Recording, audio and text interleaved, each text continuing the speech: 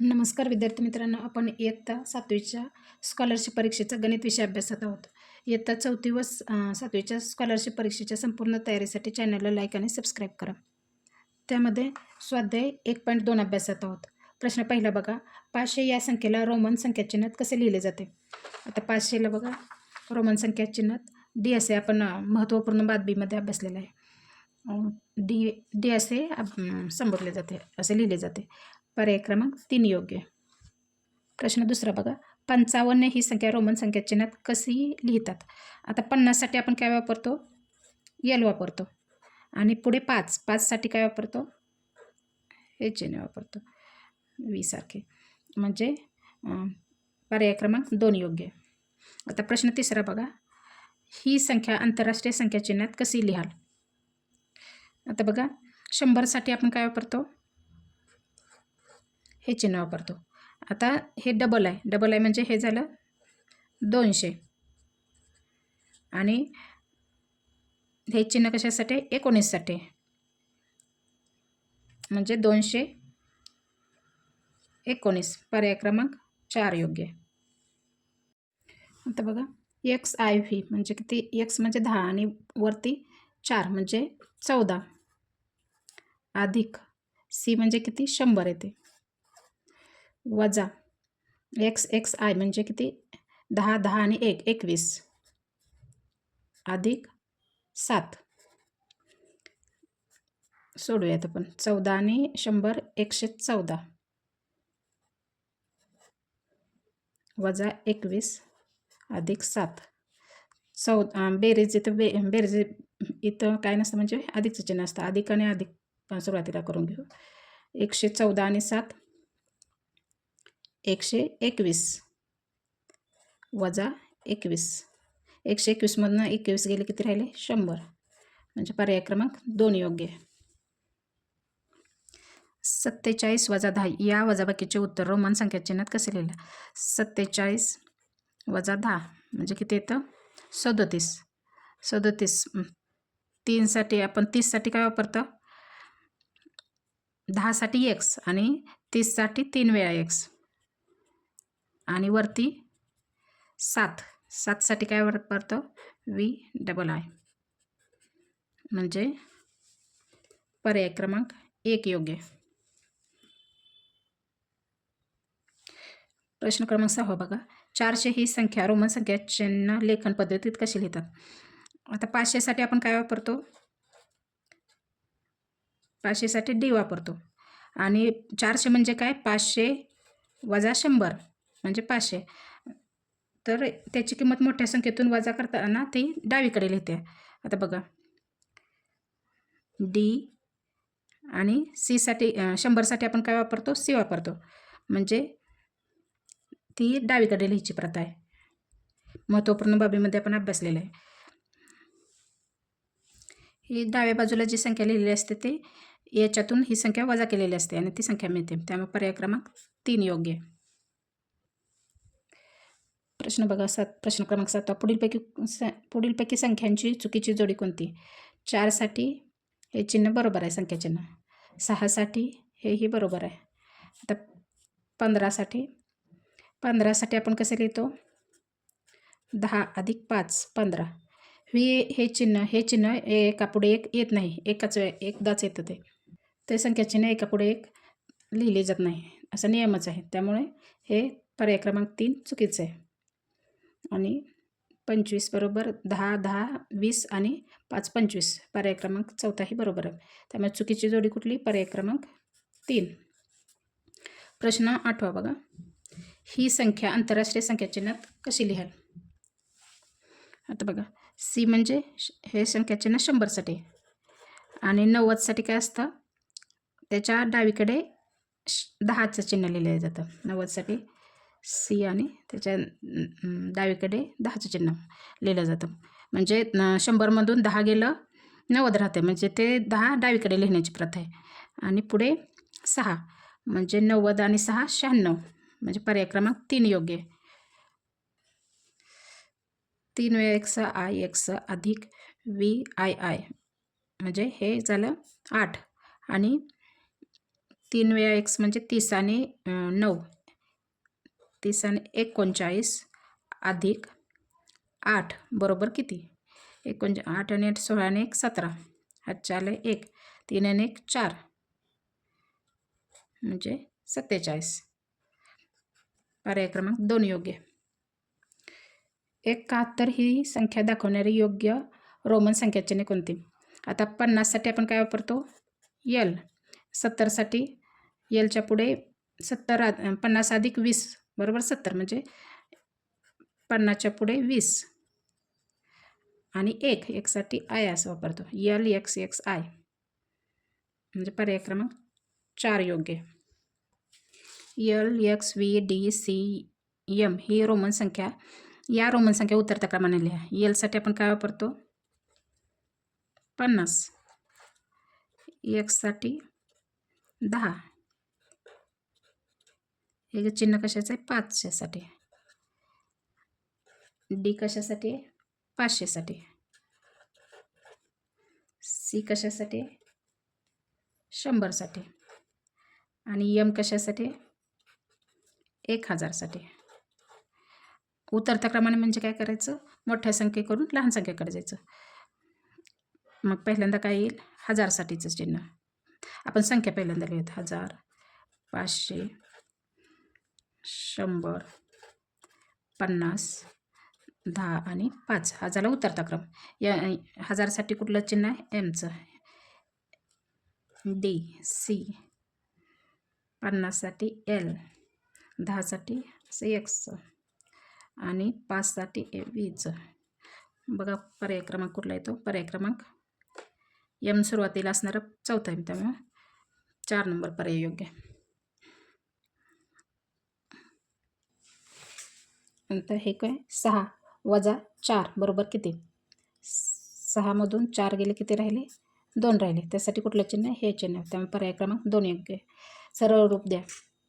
कशाला सरळ रूप द्यायचं? M भागिले D गुणुले C. आता बघा Mसाठी कुठलं किती? M म्हणजे कुठली संख्या? 1000. D म्हणजे 500 गुणुले C म्हणजे 100. हे 2 शून्य गेले, हे 2 शून्य. 5 1 5, सॉरी इथं 1 आपण देवनागरीमध्ये वापरलं. 5 2 10 बरोबर किती आला गुणाकार? 200. 200साठी आपण कुठले चिन्ह वापरतो? Double C. 100 आणि 100. त्यामुळे पर्याय क्रमांक 4 योग्य आहे. आता बघा 9 अधिक 11 बरोबर किती? 9 अधिक 11 बरोबर किती येते? 20 येते. 20साठी कुठल्या संख्या चिन्ह आहे? 10 आणि 10 20 पहिलंच पर्याय योग्य. प्रश्न 15 बघा. आता घड्याळात 8:45 वाजले आहेत. 10 मिनिटांनंतर मिनिट काटा कोणत्या अंकावर असेल? आता बघा 8:45 म्हणजे किती? 8:45. 10 मिनिटांनी किती होईल? 8:55 होतील. 8:55 म्हणजेच किती? 9ला 5 मिनिट कमी. 9ला 5 मिनिट कमी म्हणजेच 9ला 5 मिनिट कमी असताना मिनिट काटा कुठं असतो? 11वर असतो. 11साठी कोणते संख्या चिन्ह आहे? X अधिक हे 1चं चिन्ह म्हणजे पर्याय क्रमांक 2 योग्य. आता प्रश्न क्रमांक 16 बघा. सभागृहातील एका ओळीत हे किती 27 पासून LXVI म्हणजे किती 66 पर्यंत आसन क्रमांक आहेत, तर त्या ओळीत एकूण किती आसने आहेत? म्हणजे 27 पासून ते 66 पर्यंतचे आसन क्रमांक किती आहेत म्हणून विचारले. आता 27मधून 66मधून 27 गेले, जर वजा केले तर आसन क्रमांक मिळतात, परंतु 27चा आसन क्रमांक त्याच्यातून वजा होतो. त्यामुळे अधिक 1 करायचं म्हणजे 27 या पासून म्हटलं इथून. त्यामुळे 27चा आसन क्रमांक त्याच्यात 1 अधिक करायचं. आलेल्या वजा बाकीमध्ये अधिक 1 करायचं म्हणजे तोही आसन क्रमांक मिळून जाईल. आता 66मधून 27 गेले, 16तून 7 गेले 9 राहिले, 5मधून 2 गेले किती राहिले? 39 झाले. 39 अधिक तो 1 आसन क्रमांक म्हणजे 40. पर्याय क्रमांक 3 योग्य. प्रश्न 17 बघा. पुढीलपैकी 8ची 3 पट दाखवणारी संख्या कोणती? 8ची 3 पट किती येते? 8 गुणिले 3 24. 24 म्हणजे 20 आणि 4. 20साठी X असतं आणि 4साठी IV. म्हणजे पर्याय क्रमांक 3 योग्य. प्रश्न क्रमांक 18 बघा. रोमन संख्यानुसार m वजा d भागिले l. m म्हणजे किती असतं? 1000 वजा d म्हणजे 500 भागिले l म्हणजे 50 बरोबर किती? आता बघा, पहिल्यांदा भागाकार, नंतर क चे भागू बेव, त्यानुसार पहिल्यांदा भागाकार करायचा आणि नंतर वजाबाकी करायची असते. मग 1000 वजा 500 भागिले 50 म्हणजे 10 आले.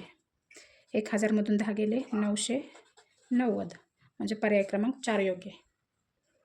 पहिल्यांदा हे सरळ रूप देण्याची जी गणित असतात त्याच्यामध्ये पहिल्यांदा भागाकार, परत त्यानंतर गुणाकार आणि त्यानंतर बेरीज वजाबाकी अशा क्रिया करायच्या.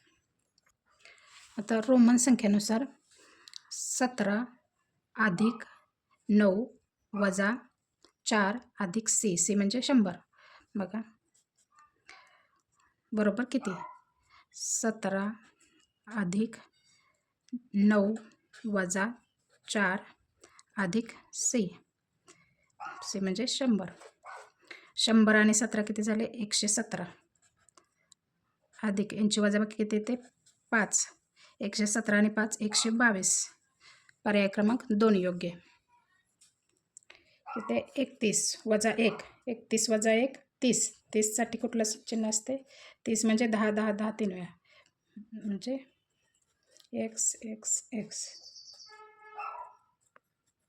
पर्याय क्रमांक 2 योग्य. 2.5 लाख ही संख्या देवनागरी संख्या चिन्हात कशी लिहितात? 2.5 लाख म्हणजे काय? 2,50,000 म्हणजेच 2,00,000 आणि 50,000 म्हणजे 5 वर किती शून्य असतात? 4 शून्य असतात म्हणजे पर्याय क्रमांक 4 योग्य. 1 शून्य. देवनागरी संख्या चिन्ह म्हणजे आपण जे मराठीमधून लिहितो ते संख्या चिन्ह. आता बघा, 3,85,879 या संख्येतील हजाराच्या स्थानावरील अंक आंतरराष्ट्रीय संख्या चिन्हात कसा लिहाल? हजाराच्या स्थानामध्ये काय आहे? 5 आहे. 5 आंतरराष्ट्रीय संख्या चिन्ह म्हणजे काय? आपण जे इंग्रजीमध्ये लिहितो संख्या चिन्ह ते म्हणजे 5 कसं लिहिलं जातं इंग्रजीमध्ये? पर्याय क्रमांक 2 योग्य. 7 अंकी सर्वात मोठी समसंख्या आंतरराष्ट्रीय संख्या चिन्हात कशी लिहितात?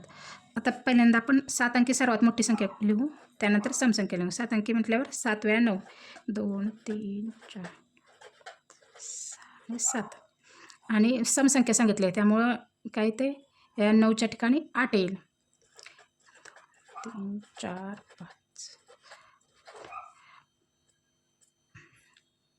99,99,998 म्हणजे पर्याय क्रमांक बघा 3 बरोबर आहे. गुरुस्मृती विद्यालयात 2,25,000 विद्यार्थी शिकत आहेत. ही संख्या आंतरराष्ट्रीय संख्या चिन्हात कशी लिहाल? आता 2.25 लाख म्हणजे किती? 2,25,000 म्हणजे किती? 2,000 आणि वरती 1.25 म्हणजे 1,000चे 4 भाग केले तर त्यातला मधला पाव भाग म्हणजे 1.25. तर 1,000चे 4 भाग केल्यावर 250 250 250 250 मधला हा जो पाव भाग आहे म्हणजे 1.25 म्हणजे 2,250 आंतरराष्ट्रीय संख्या चिन्हात म्हणजे इंग्रजीमध्ये म्हणजे हीच संख्या. पर्याय क्रमांक 4 योग्य. प्रश्न 25 बघा. पुढीलपैकी कोणती संख्या चौरस संख्या आहे व त्रिकोणी संख्या सुद्धा आहे? तर बघा, चौरस संख्या म्हणजे वर्गसंख्या, त्या संख्येने त्या संख्येला गुणलं की चौरस संख्या मिळते. ही चौरस संख्या आहे, ही चौरस संख्या आहे. 3 त्रिक 9, 5 5 25, 6 6 36, 8 8 64 म्हणजे ह्या सर्व चौरस संख्या आहेत. आता याच्यामध्ये त्रिकोणी संख्या सुद्धा असली पाहिजे. त्रिकोणी संख्या म्हणजे काय? लागोपाठ येणाऱ्या संख्यांची बेरीज म्हणजे त्रिकोणी संख्या. आपण पाहिलेल्या आहे मागच्या व्हिडिओमध्ये. अशी लागोपाठ येणाऱ्या संख्यांची बेरीज केली 1 अधिक 2 बरोबर 3. मग याच्यामध्ये 36 ही त्रिकोणी संख्या आहे. इतर बाकी सर्व चौरस संख्या आहेत पण त्रिकोणी संख्या नाहीत म्हणून पर्याय क्रमांक 4 योग्य. प्रश्न 26 बघा. 2 11 13 17 19 23 या संख्या गटातील संख्या कोणत्या प्रकारच्या आहेत? या संख्यांना इतर कोणत्याच संख्येने भाग जात नाही म्हणजे या मूळ संख्या आहेत. 2 3 5 7 11 13 17 19 23 29 31 37 अशा आपल्या मूळ संख्या पाठच पाहिजेत. बघितलं की लगेच लक्षात यायला पाहिजे. या सर्व कुठल्या आहेत? मूळ संख्या आहेत. 10 ही पहिली त्रिकोणी संख्या मानल्यास चौथी त्रिकोणी संख्या कोणती? तर बघा, त्रिकोणी संख्या म्हणजे काय? लागोपाठ येणाऱ्या संख्यांची बेरीज. आता आपण 10 पाया असणारी त्रिकोणी संख्या घेऊ आणि त्याच्यानंतर आता बघा 1, त्यानंतरची त्रिकोणी संख्या 1 अधिक 2 3, 1 अधिक 2 अधिक 3 किती झाले? 6, 1 अधिक 2 अधिक 3 अधिक 4 बरोबर 10. म्हणजे आपल्याला 10 पासून पुढच्या त्रिकोणी संख्या म्हणलं त्याची चौथी 10 पासून पुढची चौथी संख्या घ्यायची आहे. आता बघा ही पहिली झाली 1 अधिक 2 अधिक 3 अधिक 4 अधिक 5, 10 आणि 5 15. आता त्याच्या पुढची बघा 1 अधिक 2 अधिक 3 अधिक 4 अधिक 5 अधिक 6 म्हणजे 15 आणि 6 21. 1 अधिक 2 अधिक 3 अधिक 4 अधिक 5 अधिक 6 अधिक 7, 21 आणि 7 28. म्हणजे चौथी कुठली येईल? ही पहिली त्रिकोणी संख्या, दुसरी, तिसरी आणि चौथी म्हणजे 28 येईल. त्यामुळे पर्याय क्रमांक 2 योग्य आहे. अशा प्रकारे आपला स्वाध्याय संपलेला आहे. यापुढील स्वाध्यायासाठी चॅनलला लाईक आणि सबस्क्राईब करा.